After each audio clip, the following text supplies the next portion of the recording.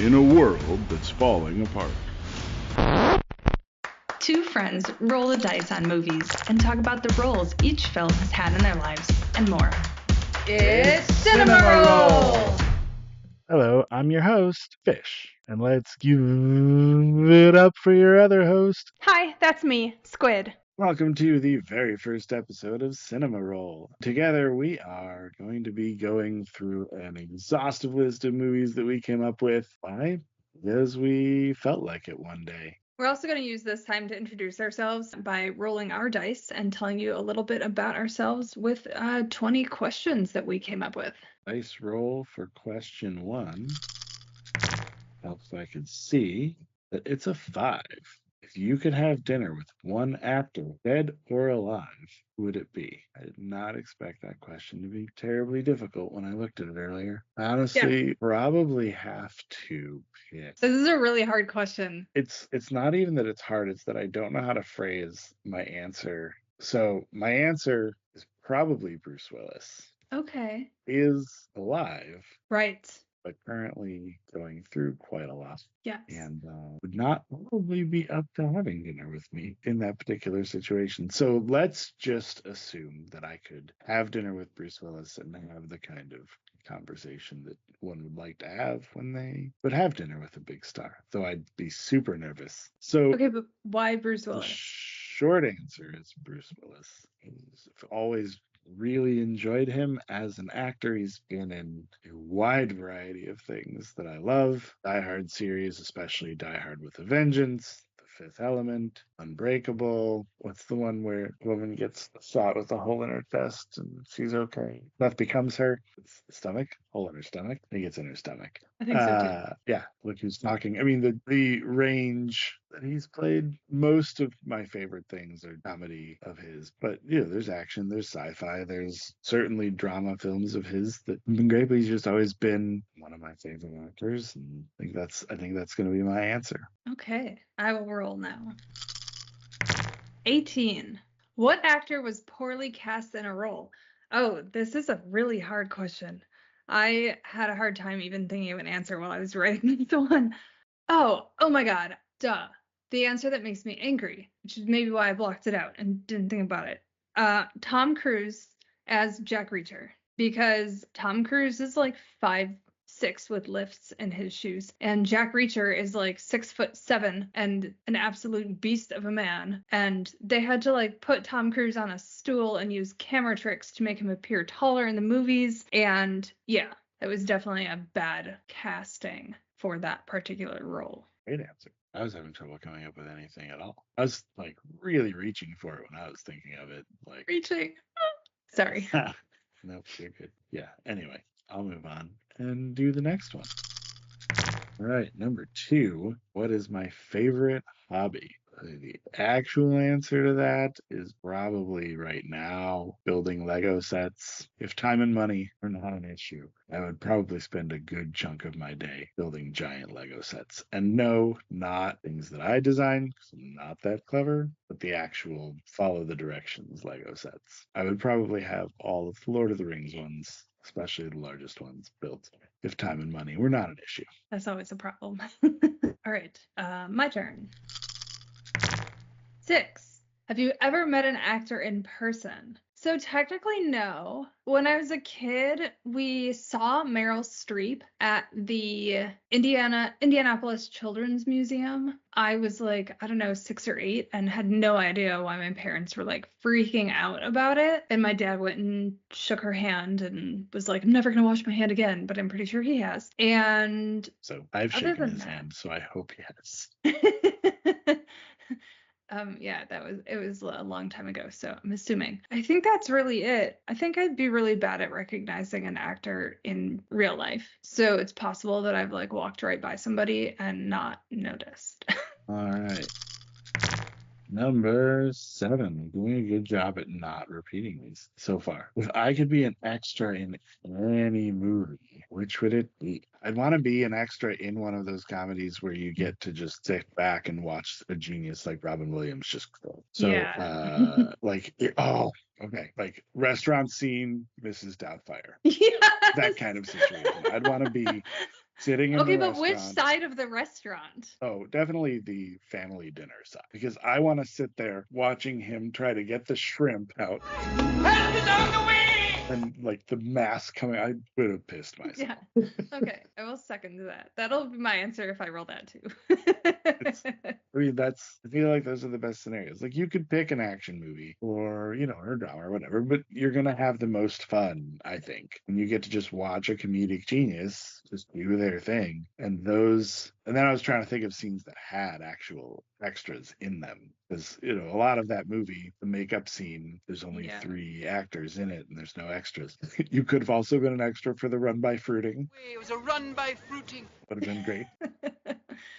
Yeah. Well, and in movies like that, there's a lot less like reliance on special effects and having to background act that, I guess. Excellent answer. Excellent. Thank you. Kind of jealous. 20. What All right. movie based on a book do you actually think holds its own? I mean, I think the first Harry Potter movie did a pretty good job. I try to not watch too many movies based on books that I really like, purely because I know that they won't hold their own, and I know I'll struggle with that. Yeah, but I think the first Harry Potter movie is probably a pretty good. I mean, sure, it left stuff out, I think. It's been a while since I've read the books. It's actually been a while since I've seen the It movies. is a pretty short book in comparison to the other ones. So if it left much out, it probably was less than some of the latter ones. Yeah, and I have been trying to not put a lot into that franchise because I don't agree with J.K. Rowling's opinions on things. But my gut choice is that first Harry Potter movie holds up pretty good compared to the book. Moving on. Number 10. What movie world would you like to spend a week in? You can't say Mrs. Doubtfire again. Oh, well, I don't really want to spend a week there. No. So my gut answer almost feels like, because it would just be interesting to watch things play out. If I'm like fly on a wall in this scenario, so I'm not an active part of the movie. I'm just going to get to watch everything play out as it does in the movie. I feel like Pleasantville would be a really fun, interesting place to spend a week. Getting to just kind of watch everybody go through this awakening, if you will, realizing what's happening. And it's also a fairly safe place, probably to spend a week. Not very likely to die in any terrible accidents or get caught in any fire, crossfire from some space battle or something. So yeah, I guess my first kind of thing that jumped into my head was Pleasantville. I do feel like that's kind of a boring answer because not a lot would happen. And there are probably a lot of other places that'd be interesting. Ooh, okay. Or going to another Robin Williams Toys, the movie Toys. I have not seen that. Okay, so it's Robin Williams and Dumbledore 2 and LL Cool J and Joan Cusack. And yeah, I can't tell you a ton about it without giving some spoilers away, but I've definitely it's not one of seen those it. things that I think probably a lot of people haven't seen and I really love. And it's very hard to get people who want to watch it, but I think it's great. Just based on the cast, I'd want to see it. I guess my final answer, because I probably am choosing for this, would be Newsies. I have to spend a week watching the Newsboys Revolution of 1899. I don't know how I would survive for a week in 1899. It'd be a very big culture shock if I were transported there. True. Again, all 3 of these fairly safe places to be. Not a lot of high death counts in these movies. So yeah. That's fair. And understandable. Yeah, okay. Nope, 6 again. 20 again. I have a weighted dice. 2. What is my favorite hobby? I guess my favorite hobby is evidently collecting craft supplies because I always feel like I'm going to do something with them and then never do. Or I do decades later when I have a second favorite hobby thing come up and have to dig through my stash of craft supplies to make something happen. But I guess technically my first favorite hobby is probably costuming. It's fun to become someone else, even though I can't hold a character to save my life. It's really fun to dress up as a character and bring people joy in that respect. I guess that's my and thrifting, which kind of dovetails also into costuming a little bit. That's kind of how it started. And then I realized that I could find cool clothes there. And yeah, those are my 2 favorite hobbies. 3, I guess. 14.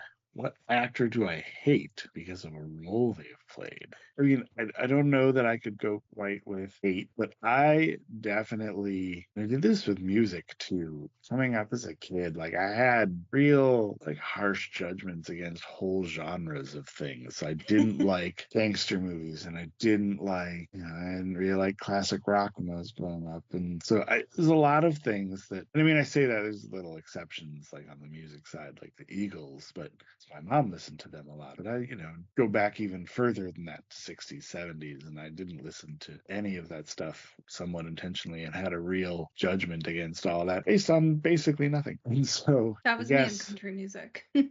So I get it. I guess actor wise, oh, you know what? I do have an answer for this, and it has been walked back. I actually think Willem Dafoe. And I Really? know that's crazy, but it just like there was something about him that just really felt so creepy that I just kind of couldn't bring myself to watch him, period. And that in general, or was there a specific movie that drove that feeling? I don't know. It's possible it was like something was on in the background. And, I think weirdly and possibly sadly, the thing that changed that for me was probably Spider-Man. Okay, that's fair. Because I then was like, oh, Green Goblin, Willem Dafoe. Okay, now I can connect to you. But I don't know. I think that was probably the first thing I can think of. Yeah, it is interesting.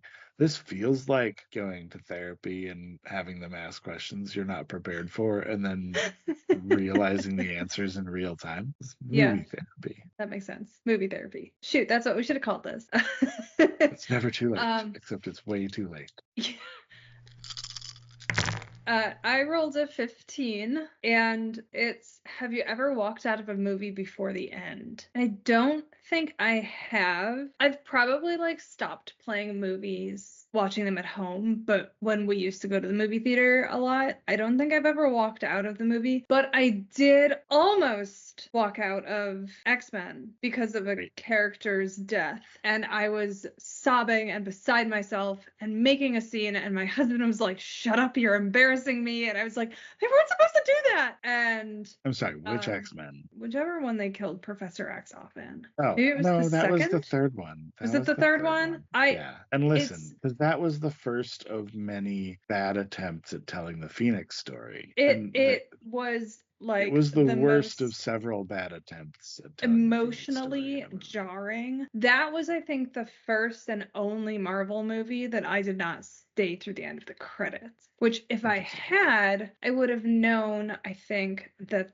he didn't actually die. But it, for years, I would see that movie on TV and I would just, lose my shit. And, a combination of sad and angry because it was something that never should have happened and was such a bad call. And it still makes me angry, even though they walked it back. I've never walked out of a movie, but I almost did in that case. I think it's interesting because, well, so that movie, right, has its several challenges, and there were director changes and all kinds of things that happened in that trilogy that made things go in a really different direction. That was the Brett Ratner one. Bryan Singer had left by that point, was no longer doing that trilogy. But also, when you had said that it was the first one, I was like, whose death upset you that much in the first one? I was like, yeah, it can't be they've all kind of blended together at this point, so it can't be like the governor or whatever melts, he's not a big deal. And not a lot of other people die in that one. Yeah, I can't really remember. Not main characters. Seriously, the only death that really mattered to me in that entire series was Professor X in that particular movie. And because that has overshadowed everything else in those movies, to me, they have all turned into one movie.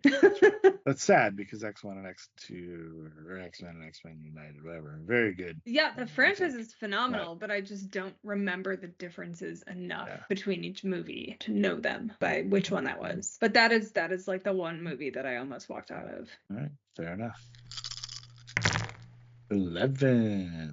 What movie would I love to see remade? Assuming it hasn't been done already at this point. I mean, you can remake a remake, technically. Yeah, that's a fair point. There just aren't enough damn Star Wars movies. I'm just kidding. That's it's the toughest part about this question, I feel, is there are certain things that are in and of themselves so dated just because they had to be in the way they were made that would be a good candidate, but also feel untouchable, like a Ferris Bueller's Day Off. Like, I would love to see a well-made modern version of that. Yeah, that would be good. But also it feels untouchable at the same time because it's this perfect little capsule of what it is. I mean, against and it's one of those things I feel like where the technology of today would ruin something like that. Yeah. Like having cell phones would just kind of ruin. Not necessarily cell phones, but social media in general would make that for virtually sure. impossible. Right. He'd show up on a video on a TikTok when he's at the parade, and people would be like, well, you're not at school because clearly you're at the parade right now. So Although he could argue that it's a deep fake. It's AI. Sure. Yeah, that's In fact, true. maybe he has an extra finger that he's made out of like paper mache so that he can claim that it is a Right. fake AI video. Did you see the way that I had 6 fingers? Clearly not me. I don't actually have 6 fingers. Let's see. Is there anything else that I think would be a good opportunity for a remake?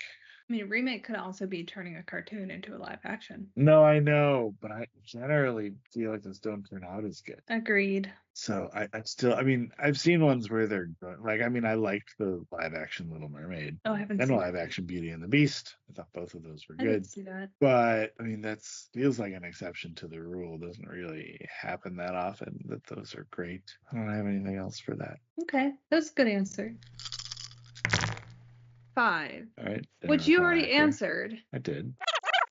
If you could have dinner with one actor, dead or alive, who would it be? I think having dinner with Gary Oldman would be fascinating. Oh, For yeah. a very similar reason that you chose Bruce Willis, would I choose Gary Oldman? He has been in so many movies that I have absolutely loved, including The Fifth Element. I was like, some with Bruce Willis.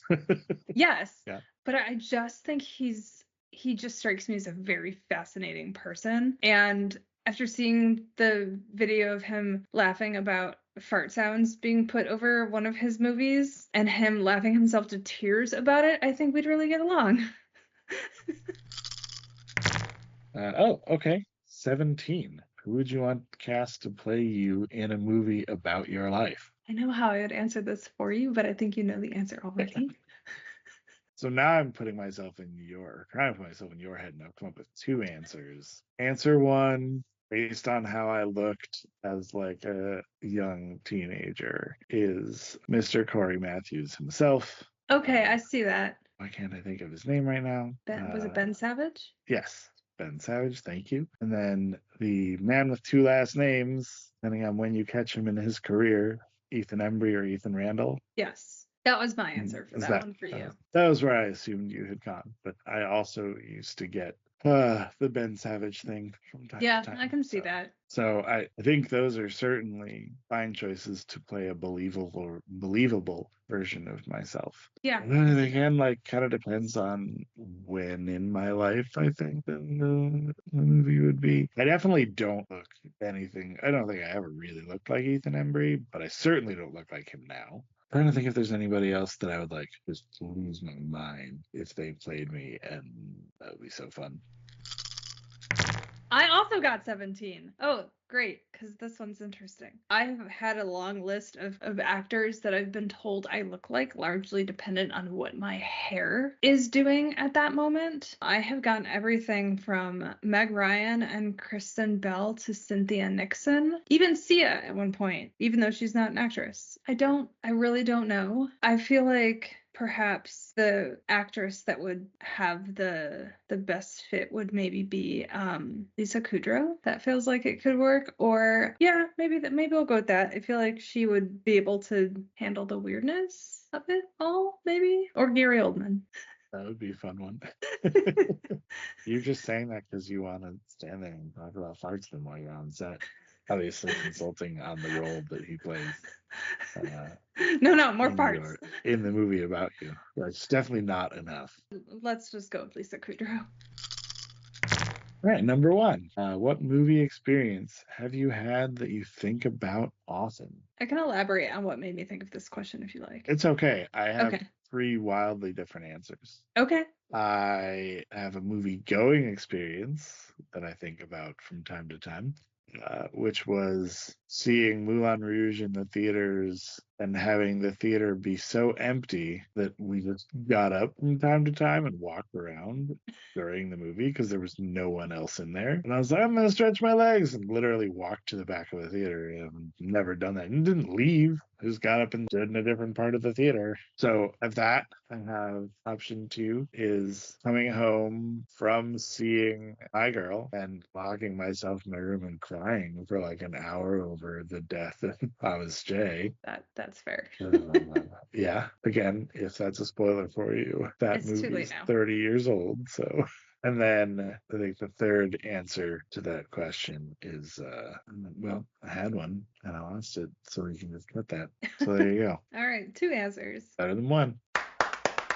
And that, I think, wraps up the 20 questions portion. And Yeah, so now with that, I we think need to we pick a get movie. to pick our first movie. Okay, so what we've done is we compiled the list of over 1,300 movies and divided that into 20 spreadsheets of 69 movies each. And then we roll a 20-sided die to choose the spreadsheet on which we then choose the next number, which is a roll of an 8 and a 10-sided die. And those two numbers coincide together with the row number, and that's how we choose our movie. We explain it a little bit more in depth on our website, cinemaroll.com, if you want to check out kind of the exact mechanics of how we roll. 1964, V for Vendetta. That seems like an appropriate movie to watch right now. We might have to rent this one. I think so too. Just looking I'm sure it's to see. available at various I mean, places. it's just for rental, but I haven't seen this one in a long time anyway. yeah, And agreed. it's 20 years old, so it'll be very interesting to see Oh, all the things. excited by the cast. Yeah. It's got a Doctor Who. It's got a guy from the BBC Sherlock that I like a lot. And it's got Star Wars and Lord of the Rings / Matrix represented in Natalie Portman and Hugo Weaving, respectively. So Okay, so then now you and I are each going to roll our 6-sided dice and choose one thing for each of us to pay attention to. Do you want to go ahead and roll yours? Or do you want me to start? I got it. A 2. You get to pay attention to color theory in the movie. Oh, my speciality. Okay, so I'm going to roll. And I also got a 2. So should I re-roll? Or should I re-roll and we leave color theory to the person who actually knows about color theory? I'm happy to pay attention to color theory in this movie. Well, I got a 2 again, so maybe we're just both Did destined I to just talk buy about us color weighted theory dice all or night. something? I mean, if we're really believing the dice, we should both just be looking at color theory, which could be interesting because I don't know anything about it and you know a lot about it. Yeah, and I haven't seen this movie in a long enough time to know if there is any color theory work in it, like how Breaking Bad, the series, really worked color theory in. And I feel like some movies have done that as well since then. I don't know if V for Vendetta has done that at all, but I'm definitely intrigued to pay attention to it. Agreed. And with that, we will go ahead and roll into our first movie. Thanks for taking this ride with us, and see you in the next episode. Until next time, thanks for rolling with us. As always, hit that subscribe button, follow us on socials at CinemaRollPod, check out our website, cinemaroll.com, and leave us a review. Cinema Roll is produced by Jacob Balson and RJ Hay, and edited by RJ Hay. Music is sourced from Pixabay, and mixed by RJ Hay. Okay, so I have started recording. That does not mean that you have to take this seriously. I will absolutely not. Nope. What's going on here? Are you doing it or am I? Sorry, I forgot we share.